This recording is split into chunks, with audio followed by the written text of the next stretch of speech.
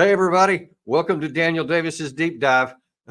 Man, I got a hot one that I need to share with you today.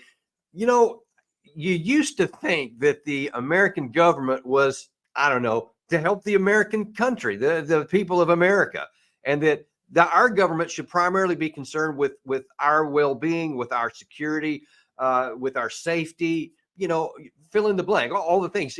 It's supposed to be first about us, and then potentially we can help other people when we get the opportunity or when that's in our national interest to do so. But it's a clearly subordinate thing. That's the way it's supposed to be. Maybe you can say it used to be that to some degree, but we seem to be going way in the wrong direction on that.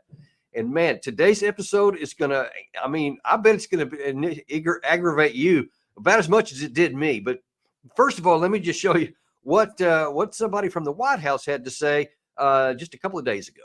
What's the strategy? What's the exit plan here for the U.S.? Well, again, I'm not exactly clear what the senator's referring to. Normally, when you talk about exit strategy, you're talking about getting American troops out of a war zone, that kind of thing.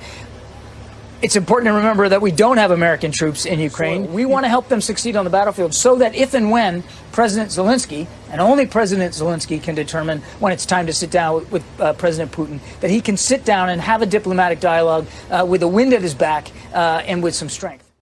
Okay, so there you have Brother Kirby telling everybody, and actually in a condescending sort of ways, is that no, we don't have an exit strategy. I mean, first of all, just let that sink in for a second. We don't have an exit strategy. That matches what we had on this show just a few days back when Senator Hawley came out of a meeting with Zelensky with 50 senators. And apparently there was some administration officials in there. And he complained at the time that he was told the administration doesn't have an exit strategy. They don't have a plan. They don't have an objective for this war. Now you hear Kirby confirming that there's no exit strategy. And he dismissively says, oh, that's only if you have American troops on the ground. No, that's anything that we do. We better have an objective. We better have an attainable objective. That's something that's beneficial to the United States and that can be done at an acceptable cost in an acceptable time frame. That should be the bare minimum. You shouldn't do anything unless you have those things out front. Otherwise, you get into a situation where we have right now. And I actually wrote about this just yesterday in the national security publication 1945, which we'll put a link to in the comments below so you can go see that. But basically, I said we're setting the stage right now for a forever war, because all we do is we talk about how we're going to continue to give tanks and artillery rounds and bullets and money just indefinitely with no criteria for what it's supposed to accomplish. And now here you have Brother Kirby again saying that Zelensky and Zelensky alone will make the determination whether there's going to be a negotiation.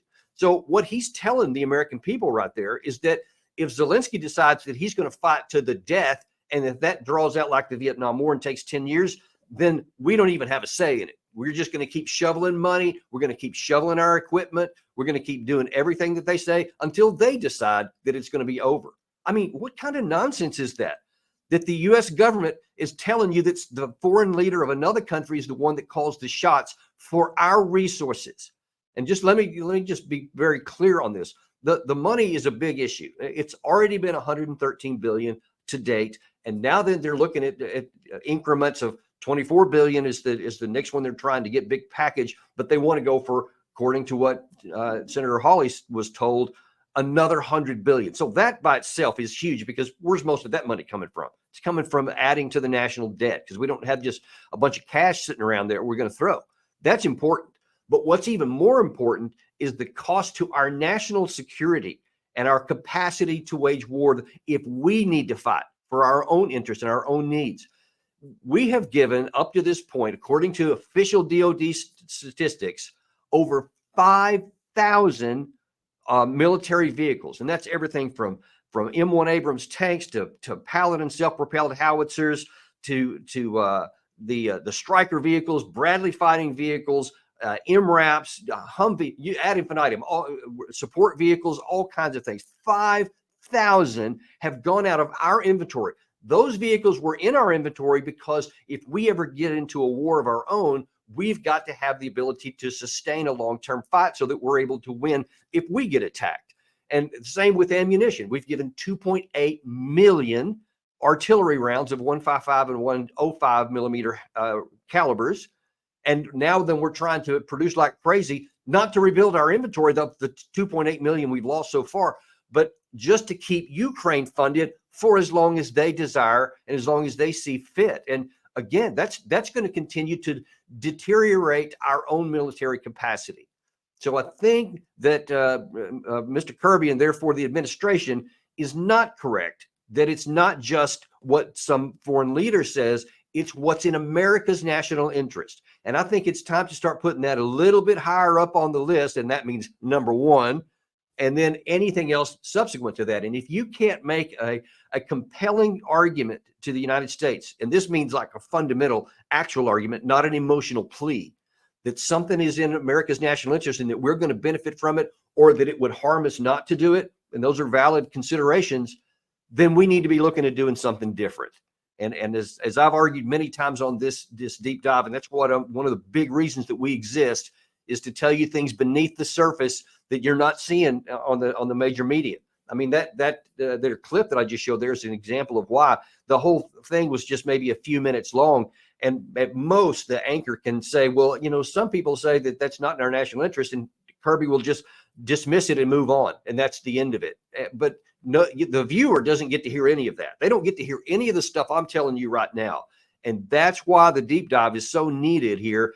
And especially on this issue right here, it's time to start putting the needs of our country and our own national defense and our budget at a higher priority, because we have a lot of things that our own country needs. But you know, it's essentially and fundamentally, we cannot allow our military capacity to continue to degrade when there are so many potential threats on the horizon, and we may need our military. And I'm a strong advocate for a strong American military.